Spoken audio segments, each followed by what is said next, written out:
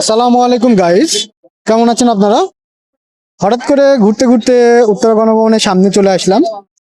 এসেই দেখলাম যে আমার এক শ্রদ্ধেয় বড় ভাই, তিনি একজন প্রতিবন্ধী, তারপরেও তিনি কিন্তু ব্যবসা করে জীবিকা নির্বাহ করছেন। ছোট্ট একটি ব্যবসা করছেন, দোকান দিয়েছেন, সামান্য চশমা এবং বিভিন্ন ধরনের মানি ব্যাগ, সাইড ব্যাগ, এগুলো ধরনের জিনিসপত্র।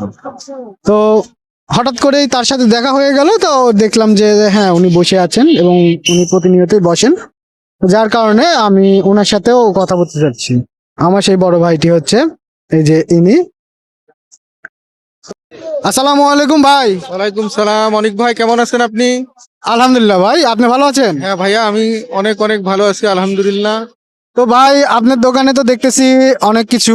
এই যে রাজবাড়ি গেটের সামনে সামান্য একটা পরিসর নিয়ে আপনি দোকান চালাচ্ছেন, তো প্রতিদিন আপনাদের কেমন ব্যবসা হয়? এটা মোটামুটি একটা পারিশ্রমিকের পয়সা থাকে, তো একটু কমও হয়। তো আসলে আমি তো একজন শারীরিক প্রতিবন্ধী, তো আমি এই ব্যবসাটার উপরে নির্ভর করে জীবিকা নির্ভর করতেছি।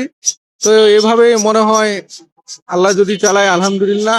আমি ভিক্ষাবৃত্তি তো পছন্দ করি না, আমিও চাই যে এই ভিডিওটা দেখার পরে কেউ যেন মানে এই ভিক্ষাবৃত্তির রাস্তায় নেমে না আসে। তো ভালো লাগলো, কারণ উনিও ভিক্ষাবৃত্তি পছন্দ করে না আসলে। আজকালকার অনেক মানুষজন, দেখুন আপনারা, এই ভিক্ষাবৃত্তিকে পেশা হিসেবে বেছে নিয়েছে। আসলে কিন্তু সেটা উচিত নয়।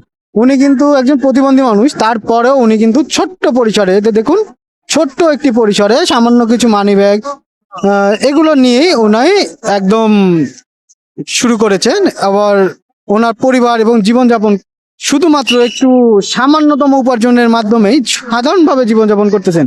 তো এর জন্য বড় ভাইকে অনেক অনেক ধন্যবাদ জানাতে পারে। আপনারা পারলে সবাই আসবেন। ইনি প্রতিদিন বিকালবেলায় উত্তরা গণভবনের সামনে, এই যে উত্তরা গণভবন দেখতে পাচ্ছেন, এই গণভবনের সামনে আপনারা দেখতে পাবেন। তো ধন্যবাদ গাইস, ভালো থাকবেন অবশ্যই। আর পারলে আপনি এখানে আসবেন, এসে আপনার পছন্দ মতো প্রোডাক্ট প্রয়োজন হলে সেটা নিয়ে যাবেন। আর যদি পছন্দ না হয় তাহলে অর্ডার দিতে পারেন, তিনি কিন্তু নিয়ে এসে দিবে। উনি কিন্তু আজও একদম প্রতিবন্ধী মানুষ, তারপরেও উনি কিন্তু ব্যবস্থা করে দিতে পারে।